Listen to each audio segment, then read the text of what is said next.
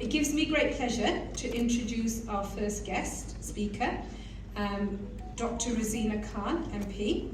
Rosena is, I think, yes, it would be nice because when I'm introducing you, it would be nice to see you. Rosena is a doctor, medical doctor, and a member of the Labour Party. She's a serving MP for Tooting, and that's been since 2016. And she's served as Shadow Cabinet Minister for Mental Health since 2020.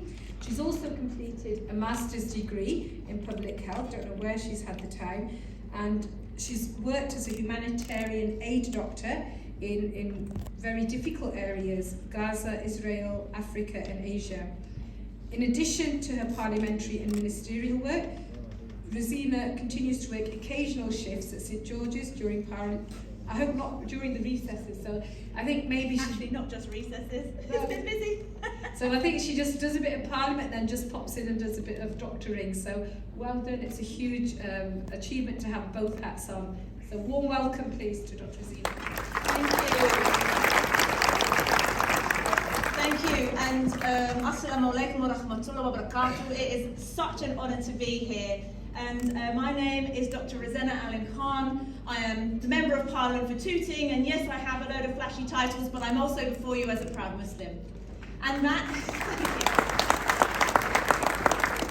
am just so honoured to be here and so excited about what the evening is going to bring, and I thank my very honourable friend and mentor, Mr.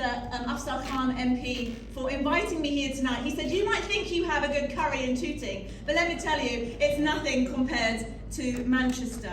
I mean, I may have to argue that, but I think I've been outnumbered tonight, something tells me.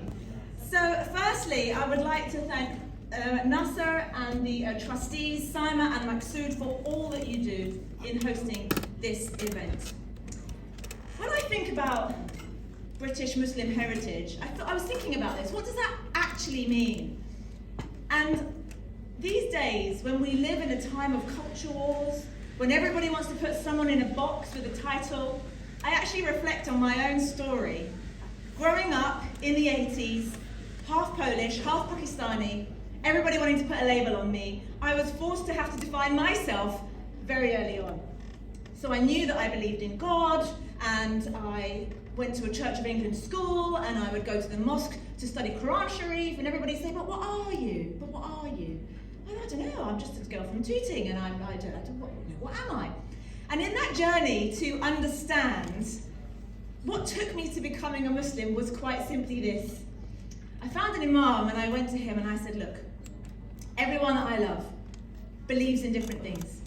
They're different religions. My mum is the best woman I've ever met in my life, and she's a Catholic. My dad, he's a Muslim. My friends are Christian. How do I choose? I know I believe in God.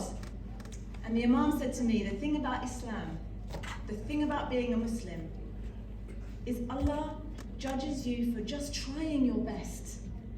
And I was like, but if my mum is really good, but she's not Muslim, can she go to heaven? And he said, it's only God that judges. And he judges one's heart and he sees everything. And that was all I needed to know. I was signed up to Islam for the rest of my life. Thank you. And that really underpins why the work of the British Heritage, British Muslim Heritage Centre is so important. Because it's about looking outward, not inward. It's about saying, what are the common partnerships that can bind our communities? And it's so important more than ever. Sorry, I'm playing with the technology here. Sorry, Sister Saima. Oh, there we go.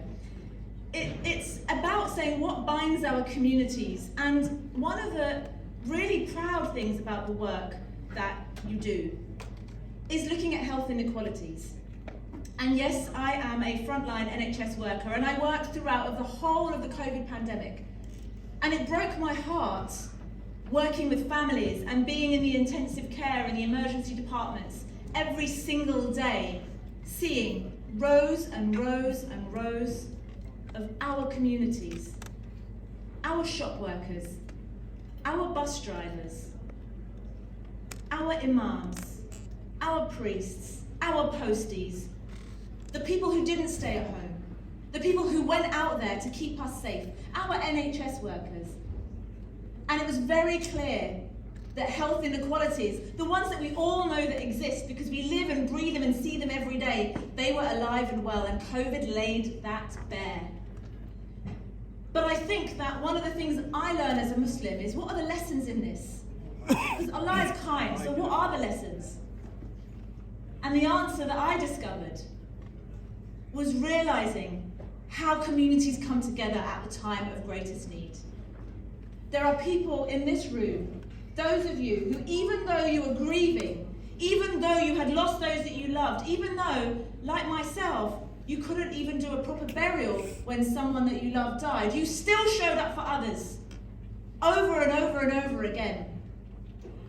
Because that is what your faith tells you to do. But you also understand that there are other people with other beliefs, and some with none at all, who feel the same. So sending out that positive message is something that we absolutely have to do. In these days now more than ever, when we have a divisive rhetoric, when as a Muslim woman you risk having your hijab ripped off your head, it is a time when we have to stand strong and find our allies wherever they are. And so the work of the British Muslim Heritage Centre and being outward looking is the perfect opportunity to do that, and I'm so incredibly proud. But I would like to talk about something that's very close to my heart, and that is the work that is done on leadership. I'll tell you about a girl in my community. She grew up very poor. Her mum raised her and her brother by themselves. By herself. She worked 3 jobs to put food on the table. And the little girl really, really wanted to study medicine.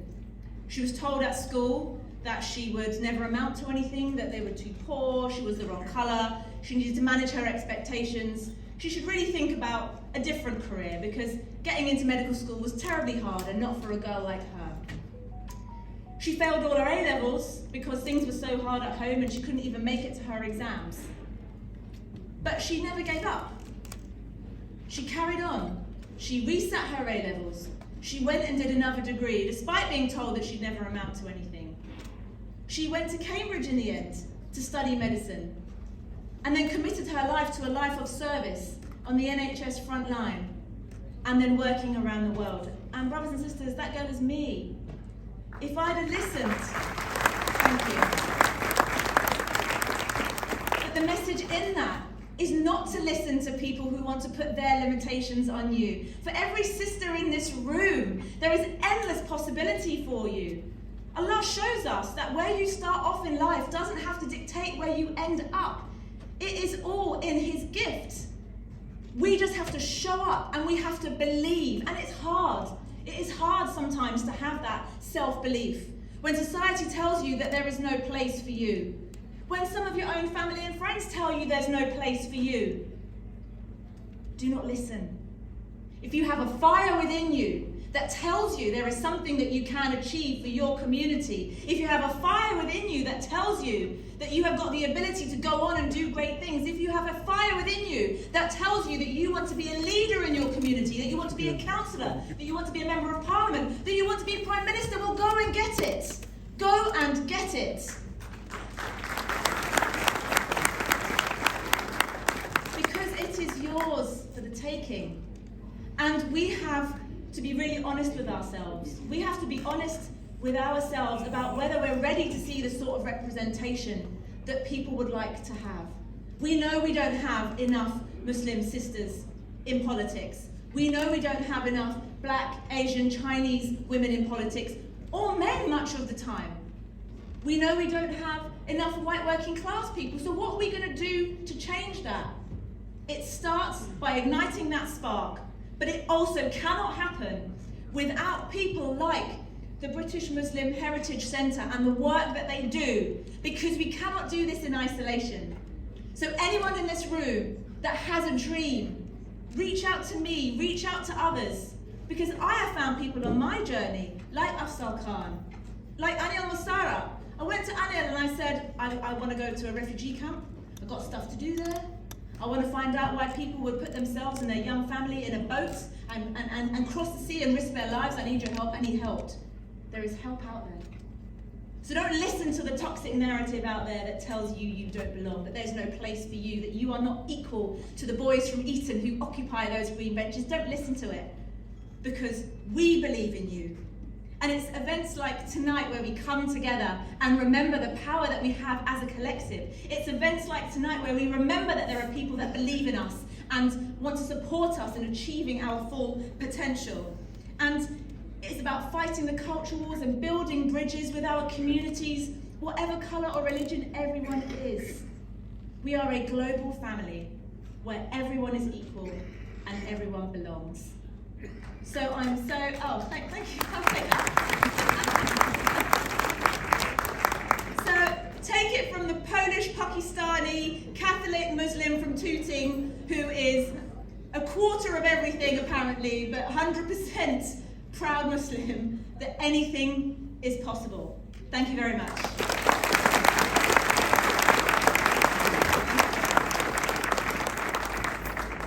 Thank you, Rosena. That was absolutely fantastic. If I may just do one amendment in that.